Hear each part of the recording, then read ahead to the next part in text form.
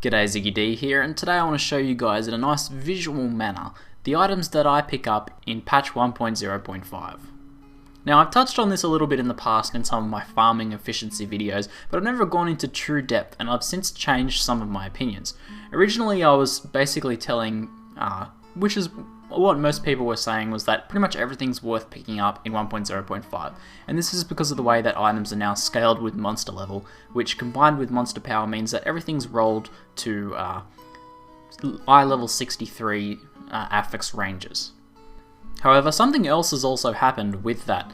Legendaries have become much more popular since this recent patch and since the patch before that, and a lot of slots are now filled out by legendaries as best in slot. Like, just looking at my character profile here, I'm mostly decked out in legendaries, which 1 or 2 patches ago was not the case. I'd mostly be wearing rares with maybe the odd legendary here and there. So what this means is that although all rares have the potential to roll well, a lot of them, even when they are rolled well, are just not worth anything or just won't sell very easily on the auction house. So, to save time on my runs and to only be bothering with the things that are potentially going to make me a decent amount of money, I've sort of changed my list to what I'm picking up to as small a group of things as possible, and everything on screen here is basically what I pick up, and I'll go through and explain each one. Now, I'll include a text list in the description below of all of the names of the things I pick up, and you can modify, add to, or subtract from this list, whatever you want, to come up with your own list based on your priorities. However, I think these are all the things that have the high value potential and will be quite sellable in the auction house. So let's go ahead and take a look at each one. So first up, on the left here, I'll go through this in order of basically of value or my priorities. So first up we have jewelry, we have rings and amulets. These are always going to sell if they roll well. There's basically very few legendaries in these slots that will outroll rares, and a trifecta ring or amulet is a trifecta ring or amulet and could be the most valuable thing in the game. You can find rings and amulets worth 2 billion gold if you're lucky. So let's go ahead and pick those up. Now the next thing I'll prioritize is pretty much all gloves. So any level of gloves, even if it's eye level 58 gloves, if it rolls trifecta, it's still a trifecta and it's still worth a lot of money. There also are very few legendaries in the glove slot that are worth anything or are even remotely good. I think maybe there's 1 or 2 pairs of gloves that people occasionally use. So I'll just give out a shout out to this helpful player Nathnim here, who helped supply one of the last items I couldn't quite find for this video demonstration. Anyway, let's move on and we'll pick up all of these gloves, because every single eye level gloves I'll pick up. I don't even think I have all of them here. I might be missing eye level 59, but any pair of gloves pick up regardless of the level. So the next thing I'll be picking up, pretty much, I'll pick up all one-handers, but the most valuable ones are these ones here, the eye level 63s, and also, apart from the normal one-handers, we also have this one here, the, Demolisher, the Slayer here, the Barbarian Mighty weapon, eye level 63 weapon there. So, similarly to gloves, there's very few choices when it comes to legendaries in the one-hander slot. There's Echoing Fury and not much else that people will bother equipping. So a well-rolled rare one-hander with life on hit, a socket, good damage up towards the 1000 DPS mark is going to be worth a lot of money. So I'll pick up all of these. It's quite hard to roll a good one-hander weapon, but when you do, they're worth a lot of money. So it's well worth picking up those. I'll also pick up eye level 60, 61 occasionally, and 62 weapons, because they can still roll quite well. The only difference being the base damage on the weapon, which when multiplied with the affixes, even if those affix ranges are high, the overall DPS is still going to be lower because of the lower base. So for this reason I don't really go into eye level 60 and below one-hander weapons, but I will pick up all of these ones. If you are having trouble remembering the names of the one-hander weapons, then just pick them all up and figure them out at the end.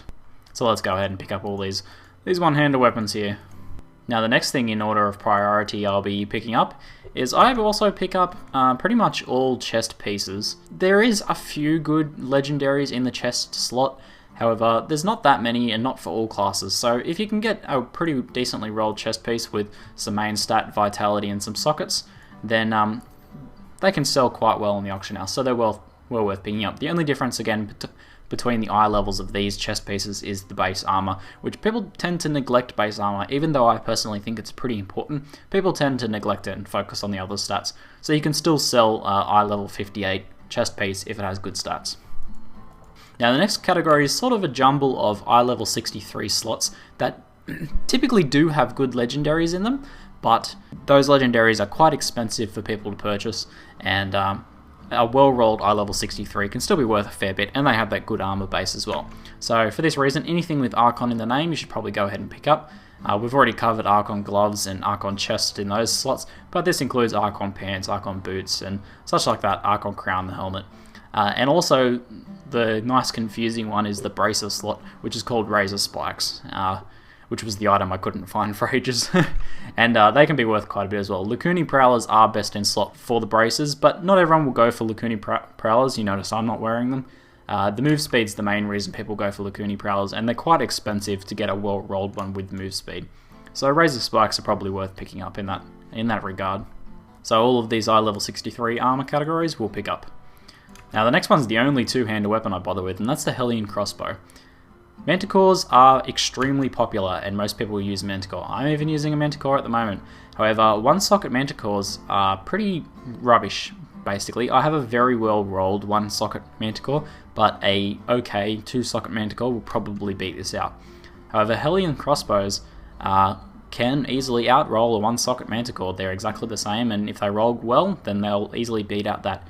And some smart demon hunters will recognize this and will buy well-rolled Hellion Crossbows. So I do bother with those. You can subtract that from the list if you want to. I guess I just sort of have a personal attachment to the Helene Crossbow as well.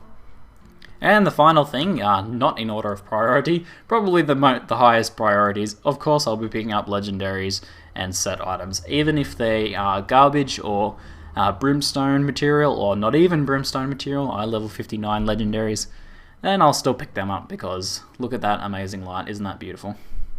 So we'll go ahead and pick up these legendaries here. So that's it for the guide portion of this. Hopefully you guys found that useful and now have a good idea and a good visual representation of some of the highest value rares in the game.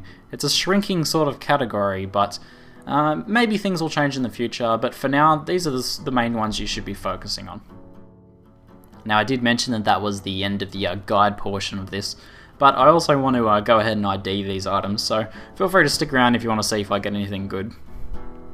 So let's go ahead with the jewelry, my favourite slot and the most sellable slot. Let's just ID everything. Now I'll throw in this little tip here, you can actually ID a lot faster if you click the next item to ID. Around 80% of the first ID bar, so I sort of screwed it up there. But you can see there's no pause between IDing that way. That's just a cute way to speed up your IDing at the end and maybe get a few more seconds to do your next run. Alright, I don't see many socketed weapons, so that's a bad sign. Let's see what we've got in terms of jewelry here. Nothing good there. Nothing good there. Nothing good there. Terrible. Terrible. Terrible. Gold fine chest pieces don't really sell that well. That does have strength and vitality. I'll check that out on the auction house later. I've become quite aware of gold fines values lately, since I've been flipping some gold fine rings. Yeah, magic fine boots with no move speed aren't gonna sell.